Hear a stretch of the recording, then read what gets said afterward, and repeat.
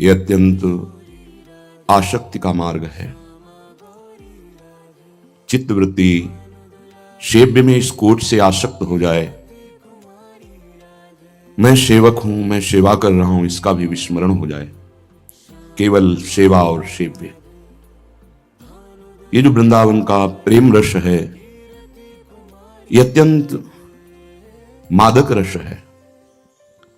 प्रतिपल उपासक के हृदय में मादकता बढ़ती चली जाती है और वो इस आशव का पान करके, प्रेम रसाशव का, सब कुछ भूल जाता है। एकमात्र अपने सेव्य उसके सामने रहते हैं, मैं बिल्कुल विस्मरण हो जाता है। सखियां देख रही हैं कि प्राणनाथ प्रभु श्यामाजू की तरफ अत्यंत दैन्य होकर विनय कर रहे हैं। श्यामाजू अपने नेत्रों को शलज गंभीर नीचे की तरफ किए हुए हैं। प्रार्थना लालजू की श्रवणेन्द्री तक नहीं पहुंच रही लाडली जू के, क्योंकि वो अंतर प्रीति में डूबी हुई है, अपने प्रीतम के ही चिंतन में। सखी प्रार्थना करती है, बचन आधीन सदार हैं, प्राण प्रेम समुद्र अगाध। प्यारी जू, ये तो आपके वचन मात्र से आधीन है। ये बड़ा गूढ़ विषय है। प्राण रवण सु कत करत बिनु आगस अपराध। बिना किसी अपराध के आप प्राण रवण सु मान कर रहे हैं। मान था ही नहीं, वो तो गाढ़ चिंतन में अंतर्दशा में थी। अचानक ये शब्द पड़े कि प्राण रवण श्री लालजू व्याकुल है, तो चितये कृपा करि भामिनी। बहुत ध्यान देने योग्य। चितये कृपा करि भामिनी, लीन्हे कंठ लगाए, तो सुख सागर पूरित भये। और सखियों को क्या प्राप्त हुआ? देखत ही हो शिराए। जब चितये कृपा करि भामिनी और लालजू को कंठ से लगा लिया, तो सुख सागर लालजू पूरित हुए। और सखियों का हृदय ये देख करके महासुख में डूब गया। देखत हियो शिराय, लाल ललना मिली, हियो शिरावत। कहां हृदय की स्थिति है? चितये कृपा करि भामिनी, लीन्हो कंठ लगाए, सुख सागर पूरित भये, देखत हियो शिराय।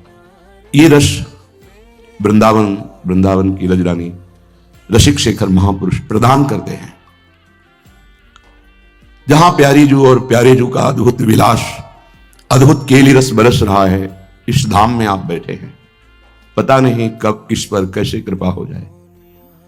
कृपा के लिए कोई विधान नहीं, किसी पर कभी भी हो सकती है। वो घोर पतित भी हो सकता है, साधन रहित भी हो सकता है, उस पर भी कृपा इस कोटि की कि जो बड़े बड़े ऋषि मुनियों के लिए आनंद प्रेम सुख दुर्लभ है, वांछनीय है, वो किसी पतित को प्राप्त हो सकता है। वर्षा है, वो बरस रहे युगल सरकार। श्री ललिता जो आचार्य रूप में प्रकट होकर स्वामी श्री हरिदास जी के रूप में प्यारी जू की दिव्य शोभा का वर्णन कर रहे हैं, इसका पान रसिक चित्त ही कर पाएगा। पर हमारे अहोभाग्य कि हमें कथन और श्रवण करने का सौभाग्य और अधिकार आचार्य कृपा से प्राप्त है। हम इनके हैं इसलिए हम गा सकते हैं, हम इनके हैं इसलिए सुन सकते हैं। नहीं, त्रिभुवन में यह रस, यह रूप, यह बात आगम निगम पुराण अगोचर है। केवल श्रवण मात्र से संसार की आसक्ति रूपी जहर का नाश हो जाता है। जैसे किसी को सांप काटे और असली मंत्रवेत्ता है, वो मंत्र उच्चारण करता है, पर सांप जिसको काटे हुए वो नहीं जानता कि क्या बोल रहा है, पर उसका जहर उतर जाता है। ऐसे ही अभिमान का, वासनाओं का, नाना प्रकार के दुर्गुण दुराचारों का माया के संयोग से ये जहर चढ़ गया है। आचार्यवाणी भले समझ में ना आवे, पर यदि हम श्रद्धापूर्वक श्रवण मात्र करेंगे तो श्रवण सुनत प्रापक रति राधा पद अम्बुज सुकुमार। परम सुकुमार तत्व श्री राधा किशोरी जी के चरणों में प्रीति केवल सुनने मात्र से हो जाएगी, जो अत्यंत दुर्लभ है। स्वामी श्री हरिदास जी महाराज गान कर रहे हैं, द्वैलर मोतिन की एक पुंजा पोति को शादा, नेत्र दृष्टि लागो जिनि मोरी।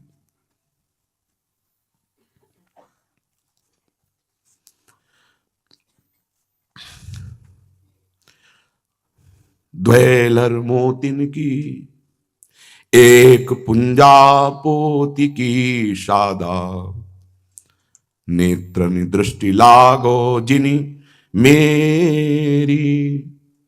हाथनि चारि चारि चूरी, पाइनि इक सार चूरा। चौपहलू इकटक रहे हरी हेरी, चौपहलू इकटक रहे हरी हेरी। एक मरगजी सारी, तनते कंचुकी न्यारी। अरुअचरा की बाई गति, मोरी उर्शनी फेरी। श्री हरिदास के स्वामी, श्यामा कुंज बिहारी। या रस ही बस भये, हरे हरे शरकनी नेरी। कुंज बिहारी, या रस ही बस भये, हरे हरे शरकनी नेरी। द्वेलर मोतिन की एक पुंजा पोति को शादा, नेत्र दृष्टि लागो जिन मेरी। स्वामी जी प्रेम समुद्र है। श्रीपाद प्रबोधानंद जी महाराज कह रहे हैं, क्यों अपने जीवन को भूल भुलैया में नष्ट कर रहे हो? अरे प्यारे, ये व्यामोह, ये अज्ञान तुम्हें नष्ट कर रहा है। तुम जिस कार्य के लिए आए हो उस कार्य को पूरा करो। तुम जिस कार्य के लिए रत हो, अपने प्रधान लक्ष्य से विमुख होकर भगवत प्राप्ति से तुम्हारे हाथ कुछ नहीं लगेगा। केवल भ्रम। हम बहुत धनी होकर के भी सुखी नहीं हो सकते, बहुत पदाधिकारी बड़े बनकर भी सुखी नहीं हो सकते, क्योंकि जीवन मृत्यु के पंजे में है। केवल मर जाना ही नहीं है, इसके बाद की जो यात्राएं हैं वो बड़ी दुखद है। मर जाने से यदि दुख मिट जाता तो एक क्षण में सब मर जाते, कोई दुख नहीं सहता। पर मर जाना दुख की समस्या का समाधान नहीं। दुख को जीते जी सहकर ऐसी स्थिति प्राप्त करना है जहां न दुख है न लौकिक सुख है, जहां परमानंद है। इसलिए अहो व्यामोहोयं क इव दुर्पोहोपि महताम, यदे तत्सर्वोच्चैर्ज्वलदपि च वृंदावन वने। परम ज्योति साक्षादपि मदन गोपाल वपुषा। रसानां सारौघम करिदपि निरीक्षान्य रुचया। सबके हृदय में एक चाह है, मुझे कोई प्यार करे। सबके हृदय में सिर्फ मुझे प्यार करे, वो सिर्फ मेरा ही हो, और अनंत काल तक हम कभी बिछुड़े नहीं। वो केवल मेरे सुख का विधान करने वाला हो। ये बात केवल मदन गोपाल से ही पूर्ण होती है, किसी शरीरधारी से नहीं। शरीरों का एक निश्चित समय है नष्ट हो जाना, पहले से तय है। ये अपने आप समय आने पर नष्ट हो जाएगा। ये माया के जादू से रचा गया है। सामने जो शरीर आप देख रहे हैं, एक नियत समय में अपने आप नष्ट हो जाएगा, टिकेगा नहीं। इसे प्यार करके, मैं करके, या किसी दूसरे शरीर से प्यार करके हमारी जो प्यार की मांग है वो दूषित हो रही है। यही प्यार की मांग व्यामोह के कारण किसी व्यक्ति में, किसी पदार्थ में, किसी पद में, संपत्ति में ये लग गई है। इसी व्यामोह के कारण मुझे यह समझ में नहीं आ रहा कि मेरा सच्चा प्रेमी कौन है। श्रीपाद कह रहे हैं, हे भाई, इस जन्म में तुम मेरी बात मान लो। एकमात्र केवल मदन गोपाल श्री लालजू महाराज आपके सच्चे प्रेम के ग्राहक हैं। वही जानते हैं प्रेम की बात। प्रीति की रीति रंगीलो ही जाने। यद्यपि उनको आपकी आवश्यकता नहीं है। समुद्र में अनंत तरंगें उठती रहती हैं। तरंग बिना समुद्र के नहीं है, लेकिन समुद्र बिना तरंग के भी है। शांत समुद्र, तरंग इठलाती है तो समुद्र के ऊपर, और शांत भी होती है तो समुद्र में ही। उसकी उत्पत्ति समुद्र है, उसका मध्य समुद्र है, उसका विश्राम समुद्र है। ऐसे ही आपकी उत्पत्ति मदन गोपाल है, आपका मध्य मदन गोपाल है, और आपका विश्राम भी मदन गोपाल है। क्यों मोह में फंसकर अपने जीवन को नष्ट करते हो? श्रीपाद कहे ये कठिन अज्ञान आपके हटाए नहीं हटेगा। आ जाओ श्रीधाम वृंदावन, यह अस्पताल है व्यामोह को ठीक करने का। इसके डॉक्टर हैं रसिक जन, औषधि है उनके वचन, उनकी आज्ञा। आपका मोह नष्ट हो जाएगा। मोह नष्ट होते ही केवल प्रभु से प्रेम होगा। जब तक थोड़ा भी मोह है, प्रभु से प्यार नहीं होता। मोह गए बिनु राम पद, होई न दृढ़ अनुराग। श्रीधाम वृंदावन परम प्रेम की ज्योति है। इस ज्योति के प्रकाश में तुम असलियत में देख पाओगे कि तुम जिस प्रेम की खोज कर रहे हो वो यहां होना चाहिए, ठिकाने पे होना चाहिए। आपको मदन गोपाल का प्रभाव देखना है। मदन गोपाल तक तो पहुंच नहीं, लेकिन उनके दासों तक यदि पहुंच हो जाए तो आप जान जाओगे। उनकी अंतर प्रीति का परिचय मिलते ही आप में बावरापन चढ़ जाएगा। जितना प्रपंच है छोड़ना नहीं पड़ता। प्रीति एक ऐसी सामर्थ्य है जो स्वाभाविक सब कुछ छुटवा देती है। हम छोड़ते छोड़ते पूरे जीवन भर लगे रहे तो भी नहीं छोड़ पाएंगे, इतना प्रपंच जमा है। और प्रीति मदन गोपाल से ये होगी प्रेमी महाभागवतों के ही संग से। आप देखिए शास्त्रों लोग भीषण सर्दी में भी मार्ग में घंटों इंतजार किए खड़े हैं। किसका? नहीं जानते वो आराध्य देव को, नहीं जानते वो प्रियालाल को। उनके निमित्त मात्र एक दास के दर्शन और सानिध्य का भाव। क्यों? विचार कीजिए, क्या है यह? है क्या? जिनके दास ने एकमात्र उनके चरणों का आश्रय लिया, उसके प्रति तुम्हारा एक खिंचाव है। ऐसे अनंत दास इस सृष्टि में उनके हैं।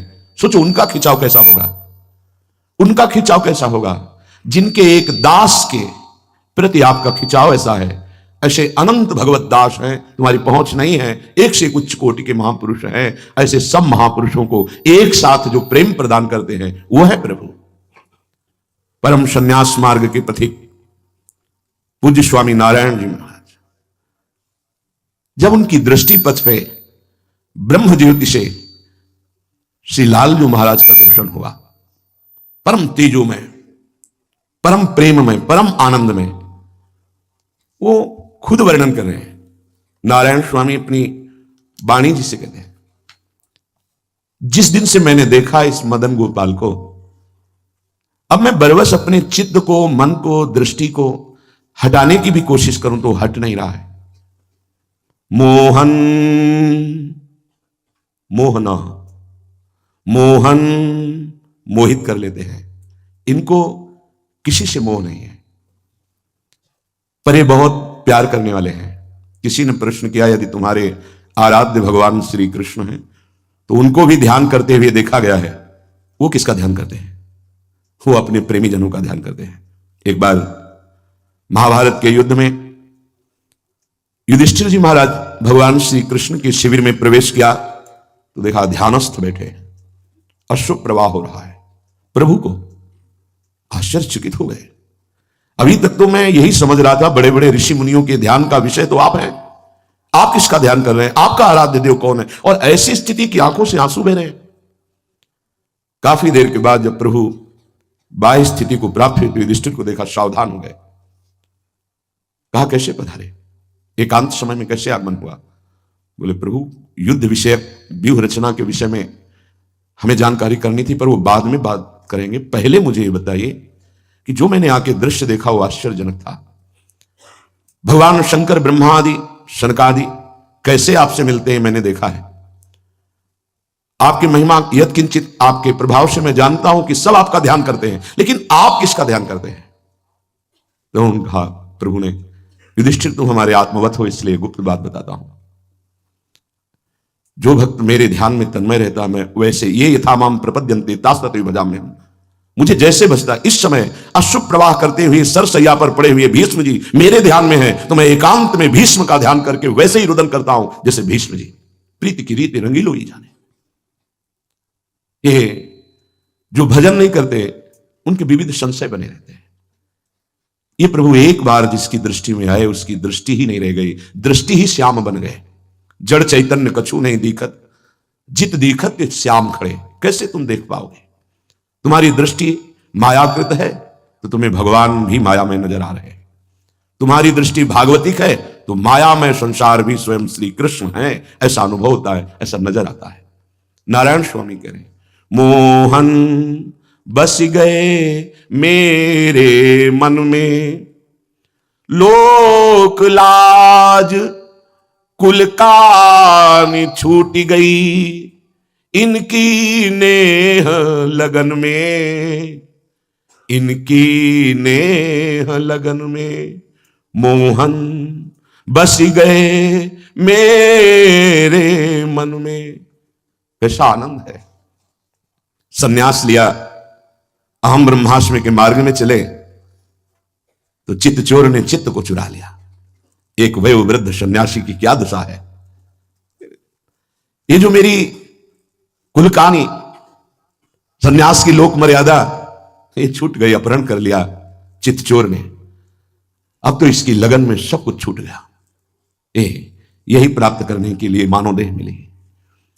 जित देखूं तित ही यही दिखे, घर बाहर आंगन में, अंग अंग प्रति रोम रोम में, ये छाए रहे तन मन में, मोहन बसी गए मेरे मन में। नारायण स्वामी जी के क्या करूं, जिधर अब देखता हूं केवल वो ही खड़ा दिखाई देता है। चाहे आंख मूंद लूं घर में अर्थात हृदय में, या बाहर दृष्टि करूं, एक ही बात है। आंख खुली हो या आंख बंद हो, भीतर अंतर्मुख दृष्टि हो या बहिर्मुख दृष्टि हो, केवल श्याम सुंदर, केवल मदन गोपाल, केवल मोहन, दूसरा नहीं रह गया। कितनी उच्च कोटि की अवस्था आ गई। अंग अंग प्रति रोम रोम में, एक रोम भी देखता हूं तो श्याम सुंदर दिखाई देते हैं। अपने अंगों को देखता हूं तो श्याम सुंदर दिखाई देते हैं। तन में देखता हूं तो श्याम सुंदर, मन में देखता हूं तो श्याम सुंदर। कैसे सुंदर है। कुंडल झलक कपोलन सो है, बाजू बंद भुजन में, कंकन कलित ललित मणिमाला, नूपुर धुनि चरणन में, मोहन बस गए मेरे मन में। घुंघराली अलकावली मकराकृत कुंडल कपोलों में चमक रहे हैं, चमकते हुए नीलमणि की कांति के से कपोल। अजान बाहु अपने शरणागतों को अभय देने के लिए फड़क रहे, अभय दंड मूल पीनन शशानु। उन बाहुओं में बाजूबंद, सुंदर कंकण, श्री चरणों तक लटकती हुई बनमाला, श्री चरणों में नूपुर ध्वनि। लूट लिया मुझे नारायण स्वामी। मेरे तन में मेरे मन में केवल मोहन बस गए। चपल नयन भ्रकुटी वर बाकी, ठाढ़े सघन लतन में, नारायण। शब्द देखिए, बिन मोल बिकी मैं, कहां हम ब्रह्माष्टमी और कहां बिकी मैं, दासी बना लिया। चपल नयन भ्रकुटी वर बाकी, ठाढ़ो सघन लतन में, नारायण। बिन मोल बिकी मैं, या की नेक हसन में, बिन मोल बिकी मैं, या की नेक हसन में, मोहन बस गयो मेरे मन में। भ्रकुटी का संचालन और नेत्रों को तिरछी करके कटाक्ष ऐसा मारा। और कहां विराजमान है? वृंदावन की सघन लताओं के मध्य में मैं तो बिक गई, बिना मोल के बिक गई। इसकी एक मंद मुस्कान तिरछी चितवन ने लोक लाज कुल कान सब मेट करके मुझे खरीद लिया, बिक गई।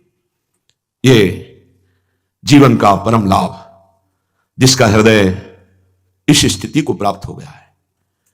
बड़े बड़े परमहंसों के भी चित्त को चुराने वाले ये लालजू महाराज हैं। श्री सुखदेव जी सदा सदा के लिए बिक गए।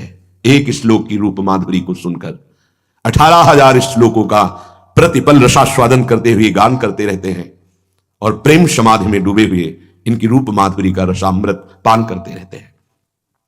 नारायण स्वामी जी कह रहे हैं, सखी ऐसा है, एक बार नेत्रों में आ जाए ना इसका रूप, वो किसी काम का नहीं रह जाता। बड़े कृपा पात्र हैं जिनका ये शिकार करते हैं अपने नेत्र रूपी बाणों से, बड़े कृपा पात्र हैं। पर वो कृपा कब किस पर हो जाए इसकी कोई तिथि तारीख योग्यता नहीं है। कृपा के लिए योग्यता नहीं है। पुरुषार्थ और कृपा अलग अलग मार्ग है। उपासक पुरुषार्थ से चलता है पर पूर्णता कृपा से ही होती है। तुम्हारी कृपा तुम्हारी रघुनंदन, जाने भगत भगत उर चंदन। आपकी कृपा से ये जान पाते हैं भक्तजन कि आप भक्तों के हृदय को शीतल करने वाले हैं। सखी ये दृग वारूप लुभाने, ये मचली रहे शशिमुख निरखन को, जा विधि बाल आयाने। सखी ये दृगवा रूप लुभाने, हे हमारे नेत्र जैसे कोई बालक मचल जाए ऐसे हट कर ले, अब देखूंगा तो केवल प्रभु को, अन्यथा नहीं। साक्षात्कार किनको होता है? उनको। जैसे कोई बालक हट कर लेता है मुझे ये चाहिए, फिर वो अपनी जिद में अड़ जाता है, ऐसे सखी मेरे नेत्र उस रूप में हट कर लिए कि आप नहीं, ना काहो शो बोलिवो ना कोई व्यवहार, बस अपनी कुंवरी किशोरी को जियत निहार निहार। ये हट नहीं, अब बहुत हो गया प्रपंच, अब नहीं, अब तो रूप रस का पान करेंगे नेत्र। मन नक्शिक लो अंग अंग माधुरी पे बलिहार होगा, अब नहीं। मुंह पे कैसी ये मोहिनी डारी, चित चोर छैल गिरधारी। बड़े बड़ों की आह निकलती है जब इनके प्रेम का रंग चढ़ता है। महाप्रभु चैतन्य देव जी गंभीरा मंदिर में जो स्थिति, हा कृष्ण, हा प्राण प्यारे, अद्भुत स्थिति। महीने 2 महीने, साल 2 साल नहीं, 12 वर्ष तक केवल विरह समुद्र में डूबे हुए, प्रभु के अनुराग में डूबे हुए, कैसी अद्भुत, साक्षात श्री कृष्ण ही है और अपने प्रेम का क्या स्वरूप है परिचय दे रहे। हा कृष्ण, जब महाप्रभु रुदन करते तो सबकी छाती फटती थी। महाप्रभु जब कहते हा कृष्ण तो पशु पक्षी जिनके कानों में ये ध्वनि पड़ती वो भी बोल पड़ते थे हा कृष्ण। जैसे भोरी सखी हा किशोरी कह के जब यमुना किनारे रुदन करती तो आने जाने वाले, यमुना जी का अवगाहन करने वाले ब्रजवासी सब प्रार्थना करते, अगर मेरे थोड़े भी भजन और सुकृत है तो लाडली देखा नहीं जा रहा, इन बाबा को आप दर्शन दे दे। ऐसे आर्त भाव से पुकारते हैं। क्या जीवन है, जरा विचार करो अपना क्या जीवन है। हम उन्हीं प्रियाजू की शरण में, हम उन्हीं प्रभु की शरण में है जहां ऐसी स्थिति होती है। गृह कारज में जी न लगत है, ये खान पान सब खारी, मुंह पे कैसी ये मोहिनी डारी, निपट उदास रहत हूं सजनी। ये उपासक जो भगवत साक्षात्कार करने की योग्यता में आता है तो स्थिति आती है। गृह कार्य, इसका तात्पर्य केवल गृहस्थी के गृह कार्य से नहीं है, इस गृह कार्य से। वो भूल गया कब क्या करना है, शरीर की शुद्ध नहीं है, देह शुद्धि। गृह कार्य का तात्पर्य इस घर से है। ऐसे वीतराग परमहंस सन्यासी महात्मा गृह कार्य की चर्चा नहीं करेंगे, उस इस ग्रह की बात करें। देखो, गृह कार्य में जी न लगत है, खान पान लगे खारी, कैसे जीऊं। जिसको पैर पसार कर सोने में अच्छा लगता है, अभी भगवत दर्शन भगवत प्राप्ति करवट बदलते बदलते रात बीत जाती है, आंखों में नींद नहीं है, हृदय में चैन नहीं है, बस सिर का रखा हुआ तकिया वस्त्र गीला होता रहता है। हा प्रियाजू, हा लाडली, कौन जाने उसके हृदय की व्यथा केवल हृदय आराध्य जानते, बाहरी कैसे जाने। नहीं खान पान ते भावे है, नहीं कोमल वसन सुभावे है, सब विषय लगे ते खारा है, हरि आशिक का मग्न हारा। मोह पे कैसी ये मोहिनी डारी, निपट उदास रहत हो जब सो सूरत देखी तिहारी। संग की सखी देत मोहि धीरज, सब बचन कहत हितकारी। एक न लगत कही काहू की, कहत कहत सब हारी। मुँह पे कैसी ये मोहिनी डारी। संग के सब साधक उपासक समझाते हैं, अरे धैर्य रखो, प्रभु मिल जाएंगे। मुझे सुनाई नहीं देता, कुछ सुनाई नहीं देता, किसी की बात मुझे अच्छी नहीं लगती। तुमने क्या ये मोहिनी डाल दी लालजू, कुछ अच्छा नहीं लग रहा। रही न लाज सकुच गुरुजन की, तन मन सुरति बिसारी। नारायण मोहि समझ बावरी, ये हसत सकल नर नारी। लालजू अब तो मुझे कोई मर्यादा, कोई सिद्धांत, कोई नियम नहीं बांध सकता, सब धुल गए। सब लोग हंसते हैं, कहते हैं पागल हो गए हैं। नारायण स्वामी कह रहे हैं, ये सब संग के साथी सब, ये जो देखता है कहता है बावरा हो गए। हाँ, मेरी समझ में हम भी यही समझ रहे हैं कि बावरे हो गए, लेकिन ये बावरा किया किसने है? चित चोर छैल गिरधारी, मुंह पे कैसी ये मोहिनी डारी। ये आपने किया है, बहुत बुरा प्रहार किया है। ये तो उपासक ही जानता है। जैसे मीरा जी कह रही, जो मैं ऐसा जानती प्रीत किए दुख होए, तो नगर ढिंढोरा पीटती अजी प्रीत न करियो कोई। कौन जाने कि उस प्रेमी उपासक के हृदय में क्या हो रहा है। ये तो केवल उसका हृदय जानता है या आराध्य देव जानते हैं। दूसरे तो विनोद करते हैं, हंसी करते हैं, बावरा कहते हैं, लेकिन बहुत बुरी चोट मारी है हृदय में। ये चोट के लिए ब्रह्मा भी तरसते हैं। जैसे मीरा जी कह रही है, प्रणय प्रेम की बात कह रहे हैं, जो मैं ऐसा जानती प्रीत की ये दुख होए। ये दुख ब्रह्मानंद को भी फीका कर देने वाला सुख है, ये दुख नहीं है। श्याम दृगन की चोट बुरी है, देखो री देखो ये नंद का छोरा, बरछी मारे जाता है। बरछी सी तिरछी चितवन की, ये पैनी छुरी चलाता है। ये हमको घायल देख बेदर्दी, ये मंद मंद मुस्काता है।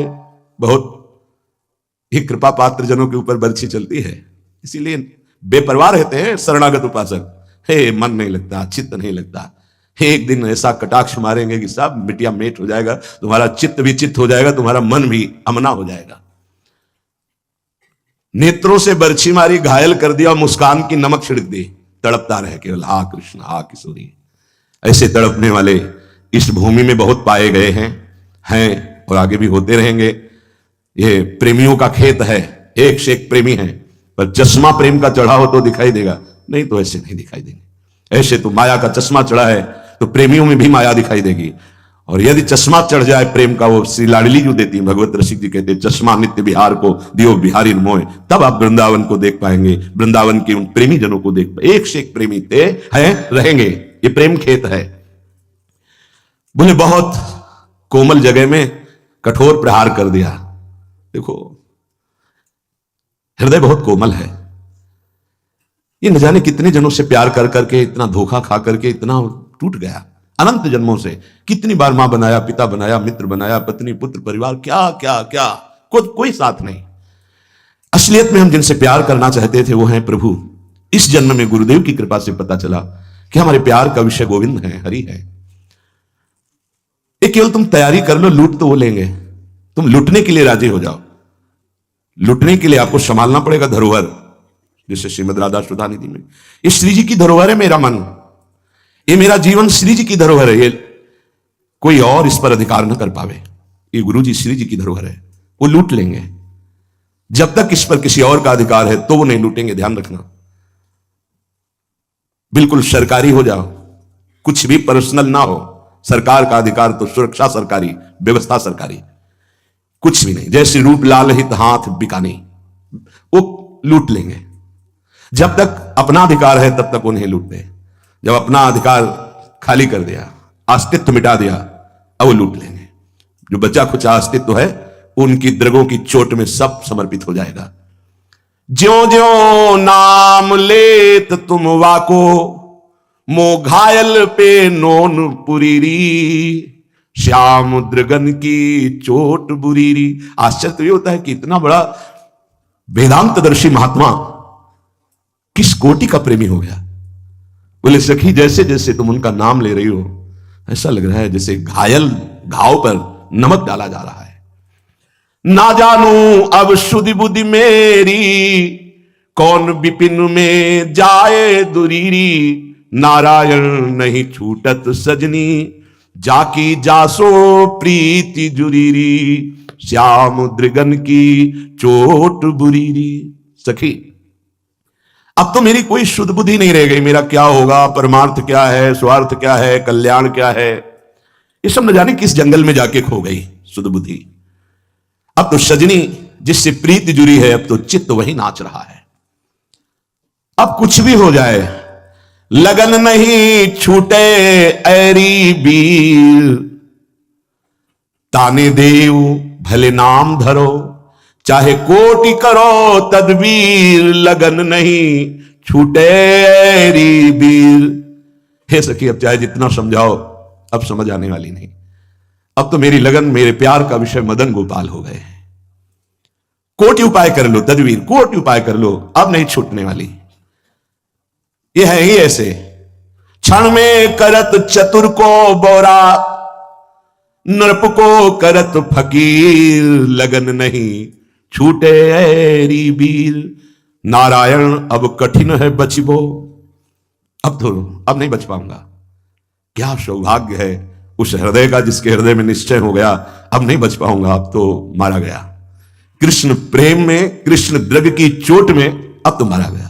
नारायण अब कठिन है बचबो, बिंधे ही द्रग तीर, लगन नहीं छूटे ऐरी बीर। अब कोटि उपाय करो, कोटि समझाओ। ये इनका प्रभाव ऐसा होता है कि क्षण में बड़े बड़े बुद्धिमानों को बौरा बना देता है। भाई जी मांग रहे हैं श्री हनुमान प्रसाद पोद्दार जी, हमें बुद्धिहीन बना दो हे भगवान। सब मांगते कि हमें बुद्धिमान बना दो, भाई जी कह रहे मुझे बुद्धिहीन बना दो। केवल एक बात रह जाए, आप मेरे प्रीतम, बस सब खत्म हो जाए। ये रंग जब चढ़ता है तो राजा को भी भिखारी बना देता है, नृप को करत फकीर। ऐसे कि अब तो लगन छूटने वाली नहीं। अगर तू हम पर कृपा करती है तो चलो चलो री आज ब्रजराज मुख निरखिए, जगत की लाज सो काज नहीं सरेगी। बहुत कोई कहेगो ये श्याम के ढिंग गई, याहू ते अधिक पुण्य और कहा करेगो। सखी चलो अब बस हो गया, अब तो ब्रजराज का मुख देखेंगे बस, अब कुछ नहीं। इसमें जगत की लाज या जगत का कोई कार्य मुझे बाधित नहीं कर सकता। अब तो भगवत साक्षात्कार ही करूंगी। कोई क्या कहेगा, यही तो कहेगा ना, प्रभु के लिए सब कुछ छोड़ दिया। कहां गई? बोले अपने प्रीतम श्याम सुंदर के ढिक गई। अब लाज, संकोच, मर्यादा, गृह कार्य, अब कोई भी भगवत साक्षात्कार में बाधा नहीं पहुंचा सकते। नाचबे लगी तो फिर घूंघट कहा, सूर रण में चढ़े पे कौन सो डरेगो। बेग निज प्यारे ते मिलो नारायण, बहुरी ऐसो सखी दाव कब परेगो। जब नाचने निकली तो घूंघट कैसा, जब युद्ध के निकली तो घाव की परवाह क्या। बहुत बढ़िया दाव है सखी, ब्रजराज को इस जन्म में देख ले, नहीं तो आगे अवसर नहीं मिलेगा।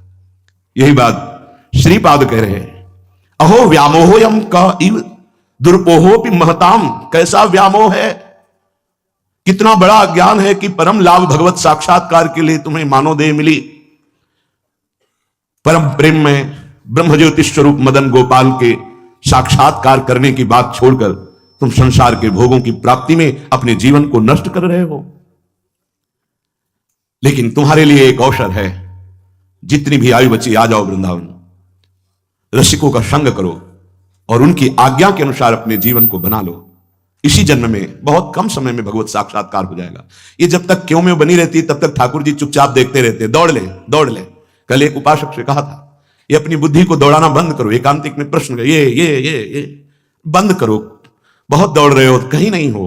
उन्होंने स्वीकार किया, हाँ बहुत बुद्धि दौड़ती है। जब तक दौड़ती है तब तक विश्राम नहीं। इसे पकड़ाओ, प्रभु के नाम को पकड़ाओ, रूप को पकड़ाओ, लीला को पकड़ाओ, धाम को पकड़ाओ, इसको विश्राम दो। बहुत दौड़ चुकी है, नहीं जान पाओगे। तुम्हारी बुद्धि प्राकृतिक है और जिसको जानना है वो चिदानंद है। वो स्वयं जनाना चाहे तो तुम जान जाओगे। सोई जानाई जे देहु जनाई। कैसे जानोगे? दैन्य हो, रो, प्रार्थना करो। ये जो सत्संग है, ये जो वाणी गायन है, ये जो नाम जप है, ये सेवा है, इसी को देख कर कोई रीझ जाते हैं। समस्त अनुभव उनकी रीझने पर अपने आप प्रकाशित हो जाता है। पूज्यपाद श्री उड़िया बाबा जी महाराज अपनी वाणी में कहते हैं, देखो उपासक, बाह्य और अभ्यंतर दो प्रकार की साधना होती है। बाह्य साधना का फल होता है अभ्यंतर साधना प्रारंभ हो जाना, अंतर की साधना। ये जो बाह्य साधना हो रही, इसका फल है अंतर की आसक्ति अपने आराध्य देव में जुड़ जाए। उठते बैठते चलते फिरते, चलत फिरते उठते बैठते, एकमात्र अपने आराध्य देव बसे हुए। देखो क्या चल रहा है आपके अंदर, क्या ऐसा चल रहा है? फुर्सत कब है किसी की बात, किसी को देखना, किसी को सुनना? कब फुर्सत है? आप लोग केवल किसी को ही देखते रहते हो, किसी की ही बात करते रहते हो, किसी के ही विषय में चिंतन। तो तुम्हारा विषय क्या है? तुम्हारा आराध्य देव कौन है? किसका चिंतन कर रहे हो? क्यों समय नष्ट कर रहे हो? किसी के विषय की क्यों वृत्ति क्यों अंदर लिए हुए हो? ये जितने भी नाम रूप है, ये सब मिथ्या है, माया में है। इन्हीं का चिंतन करते हुए तुम उपासक कहलाओगे? नहीं, छोड़ो। किसी की तरफ नहीं देखना, किसी की बात नहीं करनी, हमें अपनी तरफ देखना है, हमें अपने प्रीतम की बात करनी है। बाहे आप सत्संग में बैठे हैं, बाहे आप जबरदस्ती सेवा में लगे हैं। जबरदस्ती शब्द इसलिए है कि अगर आप बाहे उत्साह पूर्वक लगे तो अंतर एकांत में आपका चिंतन और हो ही नहीं सकता। अंतर में एकांतिक चिंतन केवल प्रिया प्रीतम का होता है। पूरे जीवन साधक साधक ही रहता है। तन मन के बिछुड़े नहीं, पर चाह बढ़े दिन रैन। रात दिन भजन की एक अतृप्ति बनी रहती है। ऐसा लगता क्यों बोले, कोई क्यों हमसे बात करे? नहीं, रात दिन मंत्राकार वृत्ति करते हुए भी ये रोना आता है कि अभी वैसा भजन नहीं होता जैसा होना चाहिए। अगर बाह्य साधना से आप आंतरिक साधना प्रारंभ नहीं हुई तो अधूरा जीवन है। आंतरिक साधना चिंतन होता है। चिंतन सेवा करते हुए यदि आप सेव्य में आसक्त हैं, वाणी गायन करते हुए यदि सावधान हैं, तो आप देखना इसका फल होगा। आप एकांत में जब होंगे तो वही पद चिंतन चलने लगेगा, वही सेवा के विषय का चिंतन चलेगा। श्री जी को ऐसे पत्रावली करनी है, इस रंग का आज अमुक वस्त्र धारण कराना है, अमुक आभूषण। आंतरिक चिंतन आपका। उपासक ये बात समझ ले कि ये बाह्य संसार भगवान का रचा हुआ नाटक है, जहां कुछ सत्य नहीं है। यहां कहीं यज्ञ दान आदि पुण्य कर्म हो रहे हैं, तो कहीं हिंसा जैसा घोर कर्म हो रहा है। उपासक को दोनों में सम रहना है, शांत रहना है। न घोर कर्म से न शुभ कर्म से भागवतिक दृष्टि रखनी है।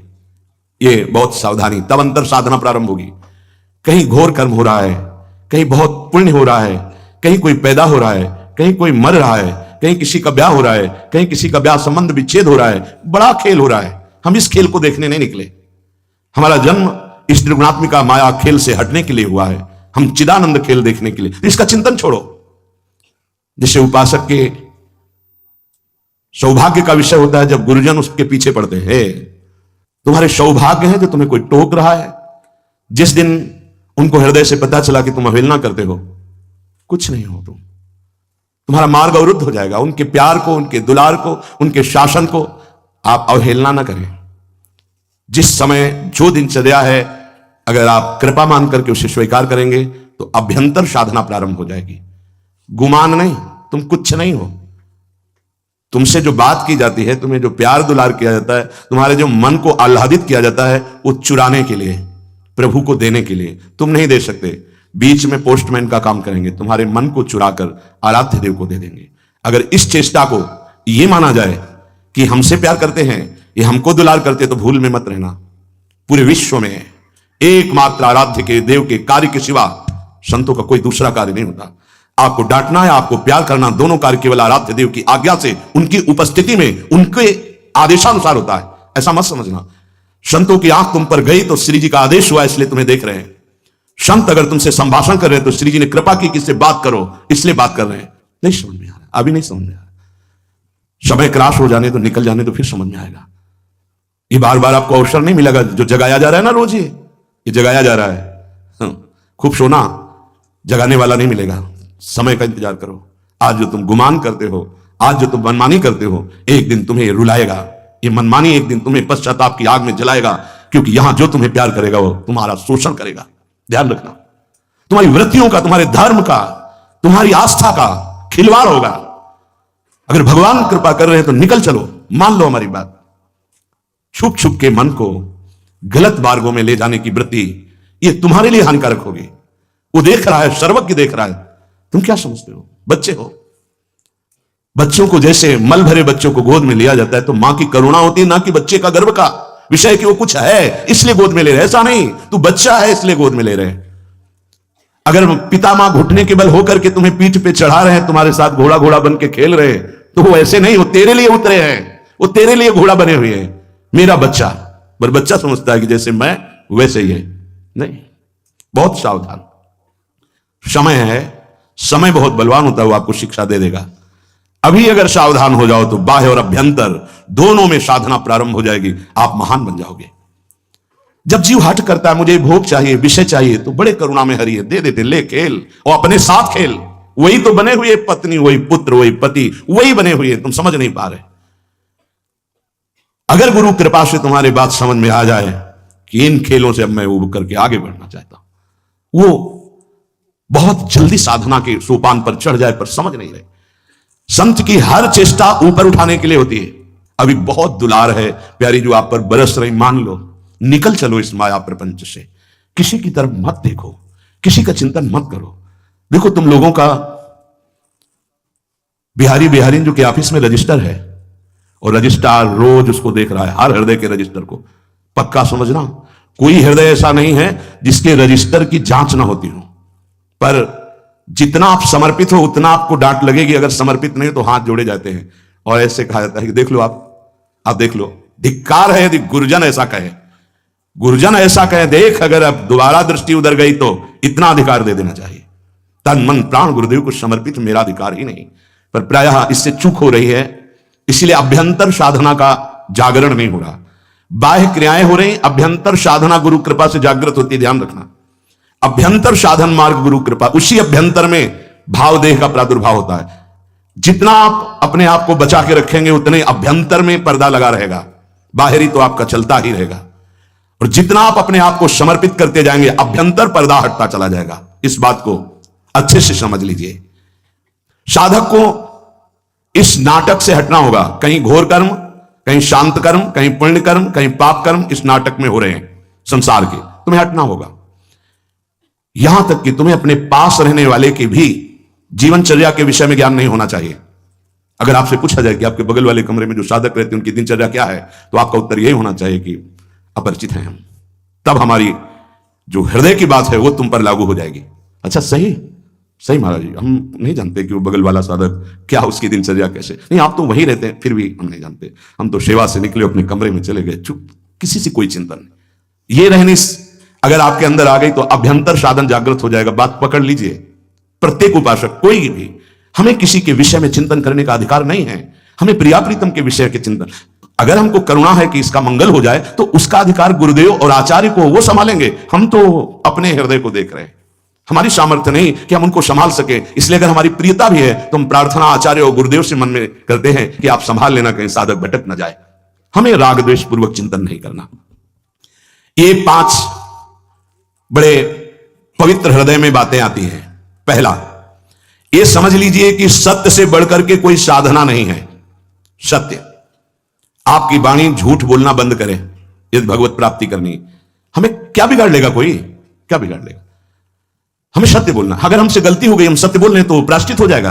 हां, आप दंड दो, आप तिरस्कार करो। सत्य, सत्य से बढ़कर कोई साधना और कोई धर्म नहीं। पहला, आपकी वाणी में सत्य हो, आपके आचरण में सत्यता हो, आपके हृदय में सत्यता हो। ये महापुरुषों के वचन हैं। दूसरा, मौन से बढ़कर कोई तपस्या नहीं। पकड़िए, आप वाणी को मौन दीजिए, जितना आवश्यक उतना उचित बोलिए, सत्य बोलिए, धर्मयुक्त बोलिए, नहीं तो मौन हो जाइए। ये दिन भर पागलों की तरह बातें करते रहना, व्यर्थ की ग्राम्य वार्ता, जगत वार्ता, ये तुम भगवत प्राप्ति के मार्ग के वीर पुरुष हो, तुम्हें व्यर्थ का शब्द नहीं। वाणी से अपनी शक्ति का रात मत करो। बहुत जो प्रपंच की बातें करता है कभी अध्यात्म में नहीं चल सकता, क्योंकि ऊर्जा शक्ति वाणी के द्वारा नष्ट हो गई है। जो बहुत देखते हैं इधर उधर सब, टेलीविजन, मोबाइल, नेत्र शक्ति नष्ट हो गई। बहुत सुनते हैं, उनकी श्रवणेंद्रिय नष्ट हो गई, उनकी श्रवणेंद्रिय की जो आध्यात्मिक सामर्थ्य है खो दी। आप साधक हैं, आप संचय कीजिए, खोने के लिए नहीं है। पहला है सत्य से बढ़कर कोई साधना और धर्म नहीं। ध्यान रखिए, झूठ बोल रहे हैं, माला हाथ में है, किस बात के तुम साधक हो? बिल्कुल असत्य संभाषण नहीं होना चाहिए। आपसे अमुक मिले जी, बिल्कुल सत्य, क्यों हम झूठ बोले? आपको उचित लगे तो ठीक है, अनुचित लगे तो दंड दे दीजिए। आगे से हम आप जैसा कहेंगे वैसा करेंगे। हमारा असत्य भाषण नहीं होगा, छुपाव का भाषण नहीं होगा। नहीं बात करना चाहते हम आपसे, नहीं मिलेंगे आपसे, सीधी बात है। क्या भय? चाहे गृहस्थ में हो चाहे विरक्त में हो, झूठा बोलने की क्या जरूरत? बोले नहीं, व्यापार में बोलना पड़ता है। क्यों बोलना पड़ता है? सब कोई जानता है व्यापार मुनाफे के लिए किया जा रहा है। तुम्हारा नौकर थोड़ी कोई, उसके परिवार है, उसका व्यापार है। 100 की चीज वो 100 में देगा, तुम्हें गरज हो तो लो, नहीं तो ना लो। वो कह रहा है 125। झूठ बोलने की जरूरत क्या है? सत्य बोलिए। तुम्हारी सत्यवृत्ति ही तुम्हें सुखी कर देगी, तुम्हारे कुल परंपरा को सुखी कर देगी, तुम्हें आनंद प्रदान कर देगी। क्यों झूठ बोले? कहां झूठ की बात है? जहां झूठ की बात है वहां अशांति है, चिंता है, शोक है, भय है, मृत्यु है। जो सत्य है वो अमृत है। भगवान को सत्य नारायण कहते हैं। सच्चिदानंद रूपाय, सच्चित आनंद रूपाय। सत्य छोड़ दोगे तो बचा क्या तुम्हारे पास? क्या पहले व्यापार नहीं होता था क्या? सब झूठ ही बोलते थे क्या?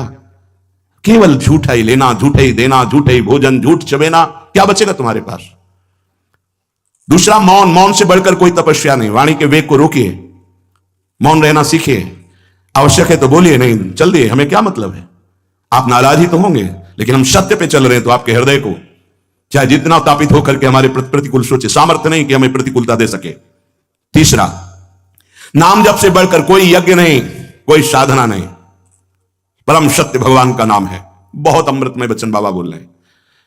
सत्य बोलना, मौन रहना सबसे बड़ी तपस्या, और नाम जप परायण, इससे बढ़कर कोई यज्ञ नहीं, कोई साधना नहीं। यज्ञानाम जप यज्ञोस्मि भगवान बोले। चौथा, विचार से बढ़कर कोई ज्ञान नहीं। एक भी कदम रखो विचार पूर्वक, किससे मिलना है, क्या पाना है, कैसे चलना है, विचार पूर्वक। पशु बिना विचारे जे करें ते पाछे पछताएं, काम बिगाड़ो आपनो जग में होत हंसाए। विचार पूर्वक हर कार्य कीजिए। विचार ही नहीं, क्रिया कुछ हो रही, विचार कुछ हो रहा है, ऐसे नहीं। हर काम, और जिधर कदम बढ़ा दो फिर लौटाना नहीं। ये नहीं आज ऐसे, कल ऐसे, परसों ऐसे नहीं। एक पद्धति से चलो, विचार पूर्वक चलो। कदम रख दिया तो बिल्कुल परिपक्व कदम रखा, 4 दिन बाद उसको फिर पीछे हटा के फिर ऐसा नहीं। बार बार नहीं बदलना, बार बार हमें को साधन नहीं बदलना, बार बार स्थान परिवर्तन नहीं करना, बार बार साध्य को नहीं बदलना, बार बार गुरु को नहीं बदलना। बहुत जल्दी सिद्धावस्था आ जाए, जो हमारा आसन है उस आसन पे वही परिपक्व अवस्था आ जाएगी, भजन के परमाणु आ जाएंगे। बहुत सावधानी। विचार पूर्वक आपका खान पान, व्यवहार, चलना उठना, बैठना, बोलना सब विचार पूर्वक, विचार रहित नहीं होना चाहिए। पांचवा, भोग और जन समुदाय। जैसे सर्प के संग से आप डर रहे हैं, ऐसे डरना चाहिए उपासक को। संग को भुजंग के समान समझे। किसी से भी बात करो, अगर उसका कल्याण करने की भावना नहीं तो बेमतलब तर्क विवाद, तो लगता है अपने आनंद को छोड़कर क्यों बात करें। प्रभु ने सेवा दी है, इसलिए यह बात करने का समय नहीं रह गया। कोई बिरला पिपासु आता नहीं तो सब ज्ञानी, सब चतुर, सब भगवत प्राप्त ऐसे ही प्राय मिलते हैं। साधक तो बहुत भाग्य से मिलते हैं। कोई बिरला साधक आता है तब हृदय प्रसन्न होता है कि सच्चे मार्ग से चलना चाहता है। नहीं, अहम की ऐसी बरसात हो रही है, कुछ नहीं। जब उनको तो वो कुछ नहीं है, न ज्ञान है, न भक्ति है, न अष्टांग योग है, कुछ नहीं, अहम। बचो, प्रार्थना है। अपने लोगों को सेवा मिली तो ठाकुर जी जाने। संग से भुजंग के समान डरो। किसी से बात करने से डरो, किसी से मिलने से डरो, किसी से मित्रता से डरो। एकांत सेवन अमृत, समाज सेवन मृत्यु। जब तक भगवत साक्षात्कार ना हो जाए, उपासक को इस बात से बहुत डरना चाहिए। नेत्र झुके हुए, वाणी मौन, अपने लक्ष्य पर दृष्टि, भगवत साक्षात्कार। आप चाहे जैसे नचवाओ, आपकी इच्छा की बात है। क्योंकि भुने हुए चने को चाहे जितना खाद पानी लगा दो, उसमें अंकुरण नहीं होने वाला। भुना हुआ चने के समान जब मन हो जाए, वो तब भगवान जो सेवा देते हैं वो बात अलग है। उपासक को बिल्कुल सावधान रहना, इस बात पे हमारी बहुत ध्यान दीजिए, नहीं बहुत पश्चाताप होगा, बहुत जलन होगी, बहुत हानि हो जाएगी। यहां किसी से किसी भी प्रकार का धार्मिक, भागवतिक, प्रापंचिक कोई संग न किया जाए। हमारी बात मान लेना, चाहे स्त्री शरीर हो चाहे पुरुष शरीर हो, हमारी प्रार्थना मान लेना। ये हृदय की बात कह रहा हूं, जब तक भगवत साक्षात्कार ना हो तो व्यवहारिक तो जाने दो, परमार्थिक और धार्मिक संबंध भी हमें स्वीकार नहीं करना, क्योंकि किसी भी तरह से हमारी वृत्ति चुरा न ली जाए। हमारी वृत्ति केवल हमारे आराध्य देव में रहे, बस। असंगोहम पुरुषा, मान लीजिए, मान लीजिए, इसी से परिपक्व अवस्था आती है। भोगों का त्याग और संग का त्याग, बाबा कह रहे हैं पांचवी बात है। सत्य, मौन, जप परायण, विचार पूर्वक हर कर्तव्य कर्म, और भोगों का और जन समुदाय के संग का त्याग। जब तक भगवत साक्षात्कार ना हो जाए तब तक ऐसा नहीं। साधक को बहुत सावधान रहना है। बिल्कुल हमारी प्रार्थना मान लेना, कभी भी किसी भी तरह से जो स्त्री शरीर है पुरुष शरीर से मित्रता ना होने पावे, जो पुरुष शरीर है कभी स्त्री शरीर से मित्रता ना होने पावे, असत मार्ग की वृत्ति वाली। किसी भी तरह से हमारी ये बात मान लेना। इसलिए कह रहा हूं कि नहीं तो जीवन भर पछताना पड़ेगा, जलना पड़ेगा, और कोई सहयोगी आपका नहीं है। 50 साल आप ब्रह्मचर्य से रहकर भजन किए, 5 मिनट आपसे चूक हो गई, पूरा विश्व आपको बख्शेगा नहीं, ध्यान रखना। कोई ये नहीं देखेगा कि ये व्यक्ति 50 साल से जल रहा था और सतमार्ग की चढ़ाई पर चढ़ रहा था, चूक हो गई, कोई नहीं बर्दाश्त करेगा। मेरी बात मान लेना, ये तुम्हारे जीवन के लिए वो कवच होगा जो तुम्हें कोई नहीं हरा सकता। कोई भी संबंध हो, भगवत संबंध के सिवा हमारा किसी से कोई संबंध नहीं। और भगवत संबंध में समाज की भी एकता और भाव होता है, साफ सिया राम में, साफ राधे श्याम में, बस। अगर हमारा कोई पर्सनल किसी से संबंध है, हमारे शब्द को याद रख लेना, पश्चाताप और पराजय के सिवा कुछ नहीं मिलेगा। इसे कागज में लिख लो, हृदय में लिख लो, जीवन भर इसको तुम अमृत के समान सेवन करना। ये हृदय की बात कह रहा हूं। असंग रहना, मन न लगे तो पड़े रहना, पर किसी को दोस्त मत बना लेना, किसी से यहां अपनापन मत कर लेना। यदि ऐसा किया तो पछताना पड़ेगा, आपकी पराजय होगी और आपको जलना पड़ेगा। दोनों बातें आप समझ लेना। असंग रहना, थोड़ी देर मन पराजित करता है, हमको जलाता है, वो जलन तो ऐसे सह जाई जाती है, लेकिन जब मन की जलन मिटाने के लिए कोई क्रिया हो जाती है, कोई संबंध हो जाता है, तो जीवन भर जलना पड़ता है पश्चाताप की अग्नि में। और ये तो भूल जाना कि आपको कोई सपोर्ट देगा इस संसार में, प्रभु के सिवा कोई सपोर्ट देने वाला तुम्हारा नहीं। जो तुम्हें गुरु जी कहेंगे, जो तुम्हारी छवि को पूजेंगे, अगर कोई चूक हो गई वही तुम्हारी निंदा करेंगे, तुम्हारी छवि को नाली में फेंक देंगे। ध्यान रखना, यहां गुणों की पूजा होती है। अगर तुम्हारे गुणों में हीनता आ गई तो कोई पूजा करने वाला नहीं। यह मत सोचना कि मेरा पूजक उपासक है, यह कह रहा है मैं आपको प्राण समर्पित किया, प्राण ले लेगा तुम्हारे। शब्द याद कर लो, तुम्हारे प्राण ले लेगा, प्राण समर्पण करने वाली बात कहने वाला। यदि धर्म से चूक गए, यदि अपने नियम से चूक गए, कभी प्रभावित मत होना किसी की मीठी बातों में, किसी की मीठी मुस्कुराहट में, किसी के मीठे अपनेपन में। ये हृदय से बोल रहा हूं, इसे स्वीकार कर लेना। अगर सतमार्ग में शूरवीर बनकर अंतिम समय तक निष्कलंक रहना है तो किसी से भी मित्रता नहीं करनी, किसी से भी। असंग श्यामा श्याम के सिवा ना काहू सो बोलिबो, ना कोई व्यवहार, अपनी कुंवरी किशोरी को जियत निहार निहार। ये बैठा लीजिए, जीवन को अनुभव करके ये बात कह रहा हूं। कभी नहीं, कहीं नहीं, किसी से भी नहीं। तब आप निश्चिंत, निर्भय, निशोक होकर के, आनंद मगन होकर अभ्यंतर साधना के मार्ग को पा जाएंगे। बहुत बहुत सावधानी की जरूरत। उपासक को इन 4 अवसरों पर कभी वार्ता नहीं करनी चाहिए। पहला, जब आप दाह संस्कार के लिए किसी के साथ जा रहे हो, दाह संस्कार हो रहा हो, उस समय सिर्फ भगवत चर्चा, सिर्फ भगवत नाम कीर्तन, इसके अलावा कोई चर्चा नहीं होनी चाहिए। बाबा कहें, चाहे गृहस्थ हो चाहे विरक्त। शौच के समय, लघुशंका के समय मौन। स्नान प्रारंभ हो गया तब यमुनाष्टक या मंत्र आदि जो भी। शौच में मौन, लघुशंका में मौन। किसी बीमार के पास कभी जाइए, भगवत नाम कीर्तन कीजिए, भगवत चर्चा कीजिए, अन्यथा मत जाइए। अगर जहां हो किसके पास जाएंगे, भगवत चर्चा नाम कीर्तन करने का अधिकार वहां नहीं दिया जाएगा तो मत जाइए।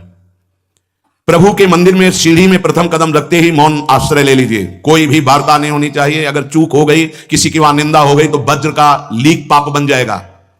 किसी का दोष मंदिर में मत देखिए। सीधे गए, प्रभु से आंख मिलाई, नीचे सर झुकाया, बाहर हो गए। 1 मिनट, 10 मिनट, 1 घंटा, जितना दर्शन कर पाओ, बस इतना। ये सत्संग है, सावधानी।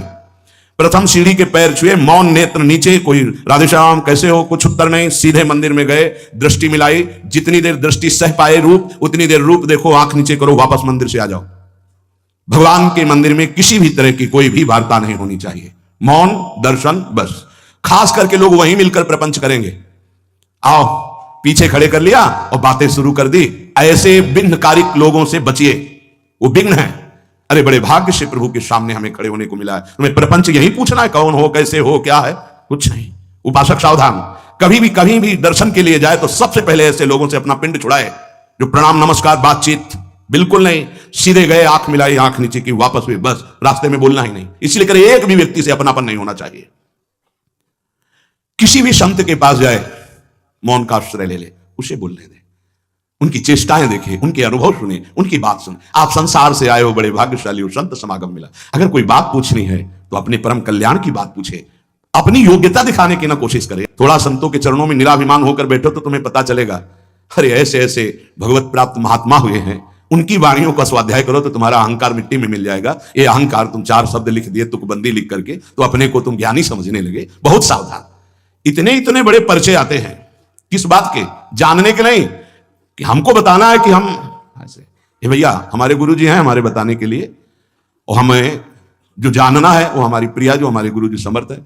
आपको जो जानना हो, वास्तविक परमार्थ में चलना हो तो यहां बैठना। अगर समय नष्ट करने आए तो जिंदगी में दोबारा आपको चांस नहीं देंगे। श्री जी ध्यान रखना, श्रीधाम वृंदावन है, प्रियाजू की कृपा से आए हो साधु समागम में तो लाभ ले लो। किसी भी महात्मा के पास जाए तो वाणी को शासन में रखे, बहुत सावधान, उनकी सुनो। तुम्हें तो जो आता है वो आता ही है, उनसे ले। आप कृपा लेने आए, उनसे ज्ञान ले, उनसे आचरण सीखो। उनके वो ना बोले बैठे हैं तो बैठने मात्र से उनका प्रभाव हमारे हृदय को पावन करेगा। पूज्यपाद महाराज जी कह रहे हैं, आज हमारे परमार्थ में साधक की उन्नति क्यों नहीं हो रही? दिनों दिन अवनति होती जा रही है। क्या कारण है बाबा? ये पूज्य स्वामी श्री अखंडानंद जी महाराज प्रश्न करता है, उत्तर देने वाले पूज्य बाबा शिवड़िया बाबा जी महाराज कह रहे हैं, भैया किसी भी जीव का कल्याण होता है भय से। जिसको ईश्वर और गुरु का भय रहता है उसका निश्चित कल्याण हो जाता है। जिसको गुरुदेव से भय हो, समझो ईश्वर की अत्यंत कृपा उसके ऊपर है। गुरुदेव से भय पक्का। बोले साधकों का जो उन्नति होनी चाहिए, जो लाभ मिलना चाहिए, वो क्यों नहीं मिल रहा? स्वामी जी पूछ रहे, श्री स्वामी अखंडानंद सरस्वती जी पूज्य बाबा कह रहे, भाई उन्नति और कल्याण भय से होता है। जब तक ईश्वर और गुरुदेव का भय नहीं होगा तब तक कल्याण नहीं हो सकता। भगवान की अत्यंत कृपा समझो, जिस उपासक पर अपने गुरुदेव का भय है, होना चाहिए, होना चाहिए, गुरुदेव से भय होना चाहिए।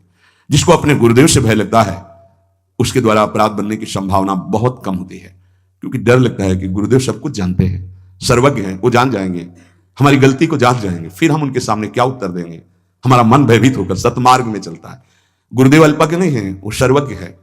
जिसको ये पता है कि मेरे गुरुदेव साक्षात मेरी लाडली हैं, परब्रह्म है, उनसे क्या छुपा हुआ है, वो कैसे अपराध बन सकता है? कैसे मन डर जाता है, मन डर जाता है। क्यों ऐसा? क्यों? क्योंकि अस्तित्व तो नहीं है, हमारा अस्तित्व वो है।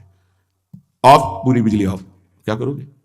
उनके हाथ में बटन है, ऑन तो लाइट प्रकाश सब चल रहा है, ऑफ तो इसमें जनरेटर साइड वाला काम नहीं करता। ये सीधे गुरु कृपा ही केवलम। इसमें ये नहीं कि किसी दूसरे से जाके हम कृपा कि कोई और सिद्ध हो और हमारे हृदय को ऑन कर दे, वो केवल गुरुदेव से ही होगा। इसलिए केवल गुरुदेव, दूसरा नहीं। गुरु सेवा तज करें जेबान, यह है अधर्म, यह है सभान, कान न रसिकन मेरा है। अगर गुरु से विमुख बात हृदय में आ गई तो जीवन का क्या सार? जीव यदि